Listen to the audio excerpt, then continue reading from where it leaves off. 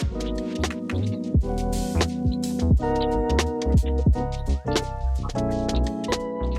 love how small these things are, but it's kind of annoying placing it somewhere.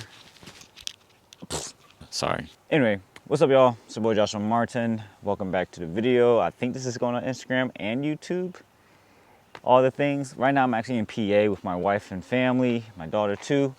We came down here to say hi and spend some time for a little bit, for a couple weeks. Anyway, I wanted to talk today in this video two things about my Z-Cam, how am I powering it, because that's been a question I've been getting a lot, as well as my monitoring system and how do I rig up certain things. So it's not gonna be a completely long video, but I do want to just touch on these things. Shout out to Anton Bauer, because these are the batteries I'm gonna be talking about. They sent them to me. I've been using them for a while. These are the micros, and they've been a great power solution for literally everything I've been doing for the past, almost half the year now. And then I also have the power base for my Blackmagic Pocket 6K Pro, and that's been really good to use. But let's just get right into it, huh?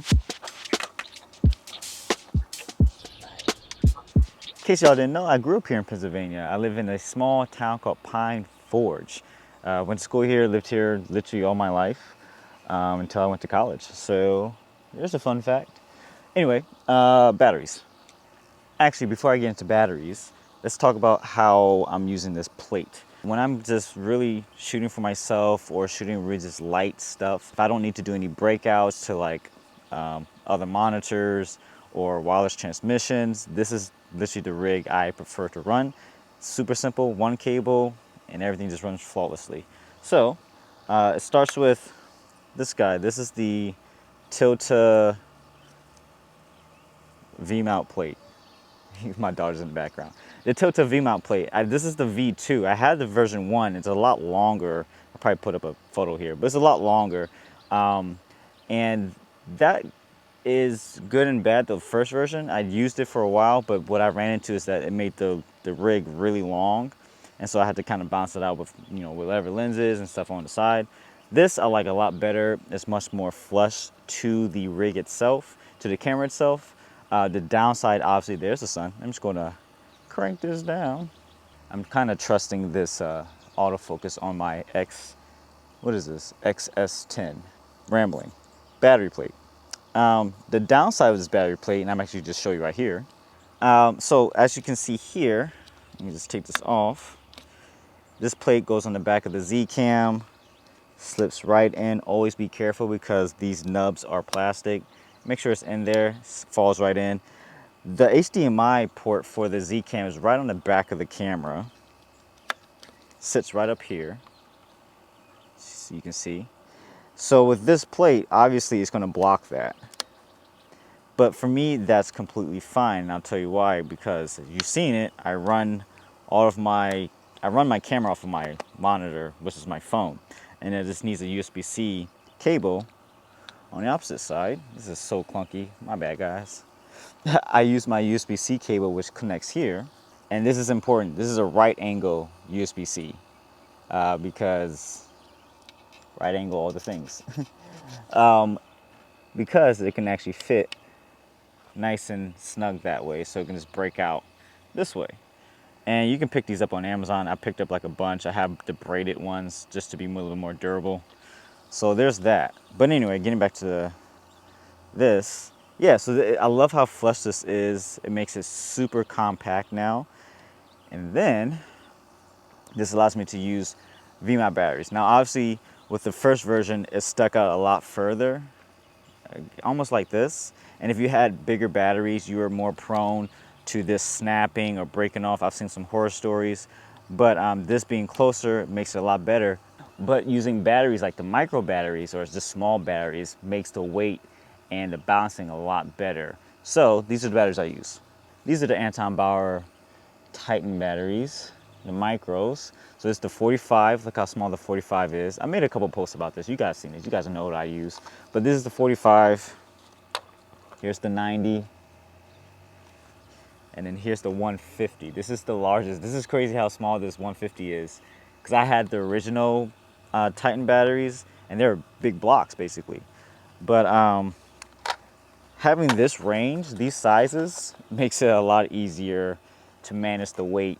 And they do give some different characteristics on how your camera not operates, but how it feels in your hand. I'm like slouching over and stuff, but how's it feel in your hand? It makes it slightly different from each one you have. Whew, it is getting hot.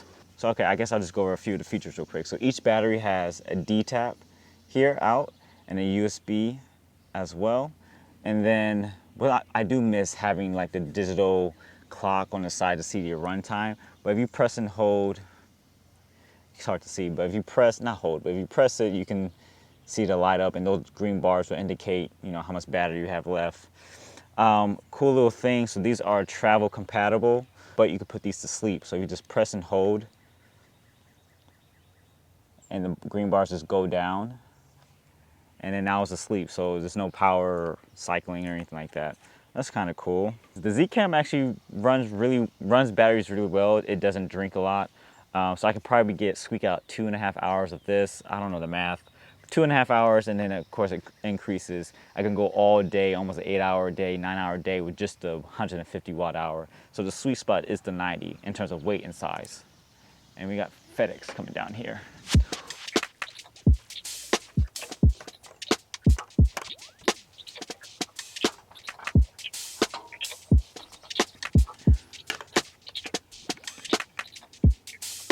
Again, I get a lot of questions on why am I not using a regular monitor? Why am I using my phone? What's this cage? Okay, first the answer, this is the Beast Grip cage.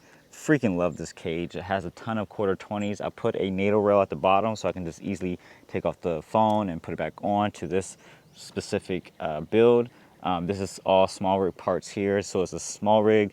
I forget the name. I'll put all that in the description, but this is a 3/8 area locking pin to a NATO rail, and then this locks into the cage itself. And I'm good to go. So yeah, Beast Grip. You can get it at the Moment shop. We have these in stock. Totally worth picking up for your phone. They got iPhone 12 Pro Max. They got some other phones too, like Samsung and Androids, I believe. But this is my XR, and this is my spare phone at the moment, so I've been using it. Now, the downside with this, using it, is that it's not that bright, especially in daylight or a sunny day like this. It's gonna be hard to see. The nits are not that bright at all, but it gives me camera control, and that's what's important. So on bright days like this, I'll just, again, put my EVF here on the camera, and I'm good. It's a little bit more stable with the third party contact, all that jazz. That's how I like to shoot, and it benefits me. I can still see the screen, get focus, all that jazz. It keeps this build really light using your phone. Z-Cam has done a fantastic job with their app. I wish there was a few more updates, but I can control everything on the camera with this phone. I think I'll just eventually just do a really boring breakdown and walkthrough, but this is just an overview. This is why I'm using it, because it keeps everything seamless. If I don't have the wireless transmitter on for the phone and I need to charge it, I just plug in a USB-C. Now I wish I had a shorter cable, that is, but I just plug it in, charges from my camera, the phone's good. It's so easy, y'all. So sometimes you don't need complicated builds. I know you've seen a lot of different types of builds that I have, but sometimes you just need a lens, battery, and monitor. That's it. And of course, media. Shout out to Angel Bird. These things rock. So yeah, I think that's it. I'm hot. I'm gonna go inside. If there's anything else I missed or any other questions, of course, leave them in the comments below. But until next time, guys, I'll see you later. Deuces.